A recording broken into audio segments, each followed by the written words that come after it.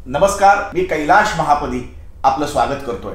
आज आपल्या सोबत आहेत जिजाऊ या सामाजिक संस्थेचे अध्यक्ष श्री निलेश आप्पा सांबरे। नमस्कार। जिजाऊचं काम उभ्या जगाला माहिती आहे। 75 वर्ष झाली देश स्वातंत्र्याला। रस्त्यावरचं जे समाजकार्य मध्यंतरी मागे पडलं होतं ते जिजाऊने ह्या कोकण किनारपट्टीमध्ये उभं केलं आणि जिजाऊचा हा झेंडा आणि जिजाऊचा हा मदतीचा सेवेचा हात उभ्या जगाला माहिती आहे। मात्र असं असताना गेले 2-3 दिवस एका विशिष्ट टापूमध्ये काही संदेश, काही व्हिडिओज आणि काही बातम्या अशा व्हायरल होत आहेत। त्यामध्ये एक महत्त्वाचा विषय झालाय, तो म्हणजे वाडा भिवंडी रोड रस्त्यावरचे अपघात हे अनादी काळापासून आहेत। मात्र एक अपघात असा घडला की जो थेट विधानसभेमध्ये गेला, रडला, गळे काढले गेले। मला आप्पा तुम्हाला थेट प्रश्न विचारायचा आहे की नक्की काय आहे? आणि तुमच्या चेहऱ्यावरती राग दिसत नाही, तुमच्या चेहऱ्यावरती हसू दिसतंय, हे काय आहे? हसण्यासारखीच गोष्ट आहे। एक गंमत अशी आहे का 2 दिवस अगोदर गुरुवारी त्या भागामध्ये कुडूस नाक्याजवळच कोंडला म्हणून गाव आहे, तिथे आपल्या 2 जिजाऊच्या शाखा झाल्या। शाखेला उत्स्फूर्त लोकांचा प्रतिसाद होता। बँड बाजासहित शेकडो म्हणजे 800-900 महिला होत्या, महिलांच्या शाखा झाल्या आणि दुसऱ्या बाजूला एका गावकऱ्यांच्या शाखा झाल्या। ही उत्स्फूर्त गर्दी बघून शनिवारी तिथे शासनाचा कार्यक्रम आयोजित करण्यात आला।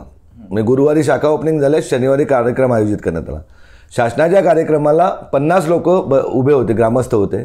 जेव्हा सन्माननीय लोक आले त्यावेळेस त्यातले 25 लोक निघून गेले ग्रामस्थ। मग एवढी उदासीनता दिसल्यानंतर मग काहीतरी केलं पाहिजे, त्या दृष्टीने त्याच दिवशी भूमिका ठरवण्यात आली। शनिवार होता का आजच्या आज पोलीस स्टेशनला, तहसील ऑफिसला ताबडतोब निवेदन द्या आणि सोमवारी तुम्ही रास्ता रोको करा, बाकी मी बघतो, असं एका मोठ्या नेत्याने सांगण्यात आलं। यामध्ये एक आहे का अपघात झाला हा ठाणे जिल्ह्यामध्ये वारेड या गावामध्ये आणि आंदोलन केलं गेलं कुडूस या गावामध्ये, की त्यातील अनेक लोकांवरती जिजाऊचे केसेस आहेत आणि एक तर देशी दारू विकणारा त्याच्यामध्ये घोषणा देत होता की त्यांनी समाजाची पिढी नष्ट केलेली आहे। जिजाऊ असे आहे की ज्यांनी एक ग्रीन पार्क नावाचं वाड्याचं हॉटेल, जे बार होतं, बार आणि लॉजिंग होतं, ते विकत घेतलं आणि विकत घेतून तिथे महिला सक्षमीकरण किंवा ITI चालू केला, लायब्ररी चालू केली, ज्या लायब्ररीतून 48 विद्यार्थी शासनाच्या विविध पदावर गेलेले, तर अशी जिजाऊ आहे। त्याचबरोबर सांगायचं गेलं तर या रस्त्यासाठी दुरुस्तीसाठी शासनाकडे सार्वजनिक बांधकाम विभाग गेले अनेक वर्ष 1800 कोटी ते 2000 कोटीची मागणी करते। शासन देते म्हणजे 40-50 कोटी रुपये देते। 40-50 कोटी रुपयात ते आभाळ फाटलेलं आहे का जे वाडा भिवंडी रस्त्याचं मूळ कामच अत्यंत निकृष्ट झालेले, ब्लॅक कॉटन माती आहे आणि याच जे का बोंबलत होते रास्ता रोको याच लोकांनी सब ठेके घेऊन अत्यंत खालचं फाउंडेशनच खराब केलं असल्यामुळं त्याला एकदम कॅन्सर झालेले तो मुळासहित काढायचं आहे। त्यासाठी 1800 कोटी रुपयाची गरज आहे। ते 1800 कोटी रुपये सार्वजनिक बांधकाम मंत्री महोदयांनी येत्या अधिवेशनात मंजूर करून द्यावेत। एक गुणवत्तेचा चांगला रस्ता करून घ्यावा, चांगला ठेकेदार महाराष्ट्रातीलच ठेकेदार नेमावा, नाहीतर आज महाराष्ट्रातीलच आणावा, कुठलीही कंपनी आणावी। महाराष्ट्रात 100 कंपन्या चांगल्या आहेत आणि चांगलं गुणवत्तेचं काम करून घ्यावं, जेणेकरून रोज आमची मरणारी माणसं, रोज घडणारे अपघात कायमस्वरूपी बंद होईल आणि मुंबई आमच्या वाड्यापर्यंत येईल। पण ते विधानसभेमध्ये जिजाऊ हे नाव प्रकर्षाने डोळ्यात का खुपावं आणि ब्लॅकलिस्टेड करा, अमुक करा, तमुक करा? एक तर त्यात शब्द असा होता की त्यांना ब्लॅकलिस्टमध्ये ढकला आणि त्यानंतर खडसे साहेबांनी काहीही माहीत नसताना केलेली पॉइंट ऑफ ऑर्डर, या सगळ्या गोष्टी कशा बघतात? त्यामध्ये आमचे मित्र रवींद्रजी चव्हाण साहेब बोलले का हे अशा प्रकारे कामं घेतात, कामं न करता पैसे घेतात, बोगस कामं करतात आणि ते नको ते धंदे करतात।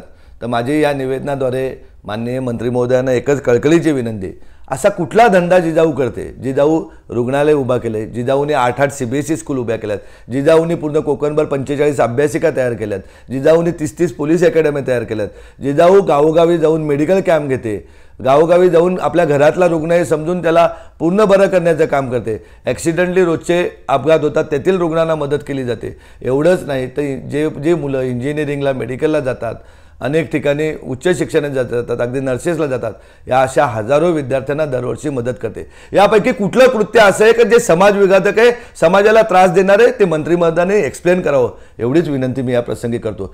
पुऱ्या उभ्या महाराष्ट्र बघत होता का जिजाऊ अनैतिक काम करते? अनैतिक करते काय? आम्ही काय दारूच्या गोत्यावर जाऊन बसतो? आम्ही काय पत्ते खेळायला कुठे क्लबमध्ये जाऊन बसतो? आम्ही काय असा समाजाला खाली बघायला लागेल असं कुठलं कृत्य जिजाऊचा कुठला कार्यकर्ता करतो. जिजाऊचे लाखो कार्यकर्ते आहेत, परंतु प्रत्येक कार्यकर्ता हा आई वडिलांची कदर करणार आहे, बहिणींची कदर करणार आहे, कुटुंबाचे भावांची कदर करणार आहे. जिजाऊची शिकवणूकच ही आहे का आम्हाला कोकणाचे 5 जिल्हे याच्या एका पंचमुठीत करायचे. आमची एकच जात आहे गरिबी जात आम्हाला बदलायची. आम्हाला प्रत्येकाला किमान 25 ते 50 हजार रुपये महिन्याला भेटले पाहिजेत. अशा प्रकारचा शेतीमधनं म्हणा, नोकरीमध्ये म्हणा, व्यवसायातनं म्हणा स्वयंरोजगार करायचे. हजारो महिलांना जिजाऊने स्वयंरोजगाराला शिकवलं आहे. ज्याप्रमाणे परप्रांतीय बांधव हातगाडी लावायचे, उत्पादन करायचे, त्याप्रमाणे गावोगावी जाऊन बघा, पिठाच्या चक्क्या म्हणा, वडापावची गाडी बघा, भाजीपाल्याचं दुकान म्हणा, फ्रूटचं दुकान म्हणा, जिजाऊच्या महिला अशा उद्योगाच्या नावाने गावोगावी करत आहेत.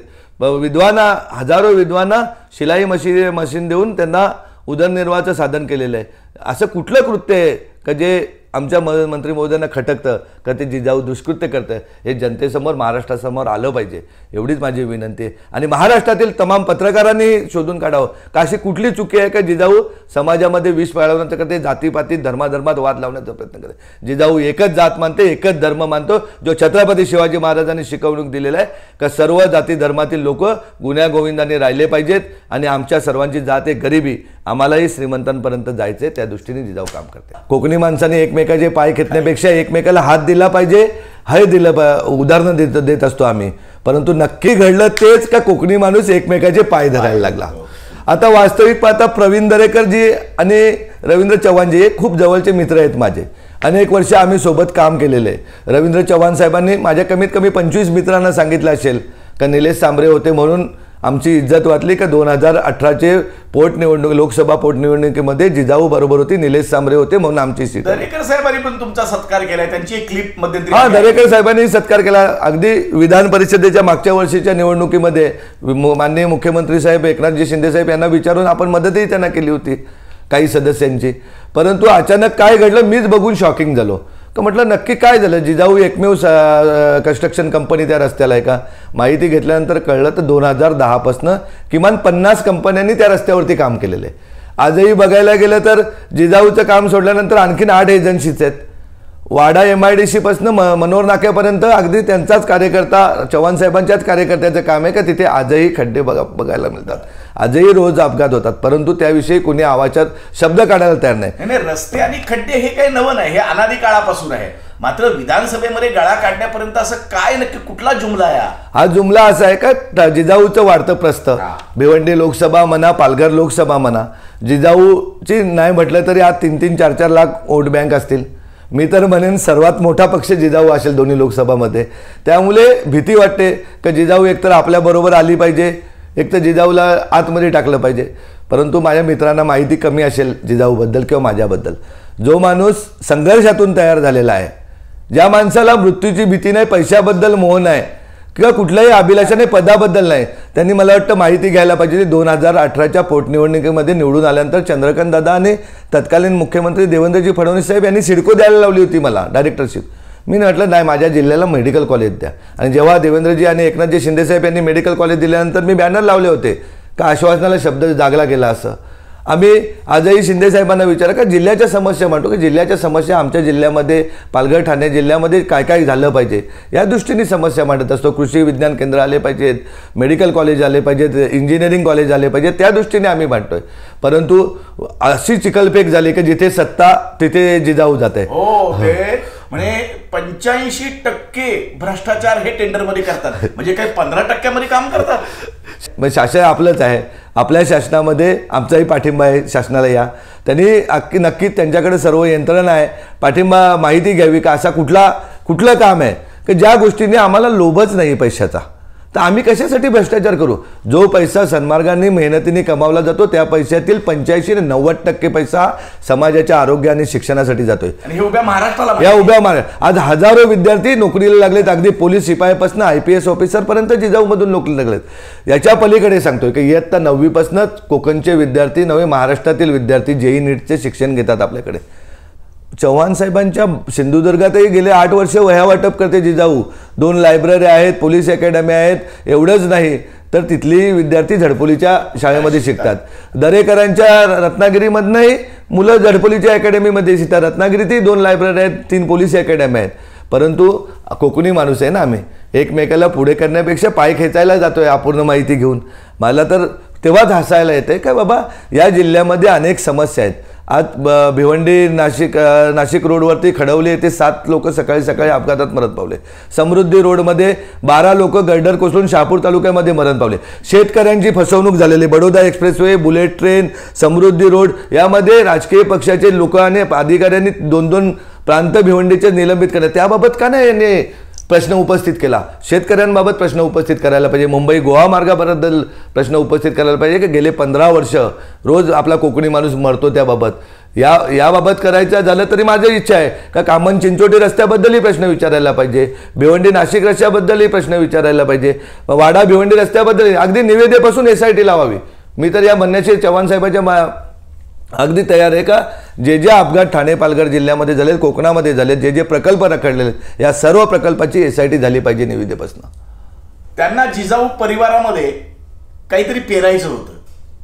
हां, त्यांना जिजाऊ सामान्य कार्यकर्त्यांना सांगायचं होतं का बाबा भ्रष्टाचार करून, परंतु कार्यकर्ते जिजाऊचे आहेत. आज भारतीय जनता पार्टीचे अनेक कार्यकर्त्यांचे नेत्यांचे फोन आले, लोकप्रतिनिधीचे फोन आले का काहीतरी चुकतंय आमच्या लोकांचं.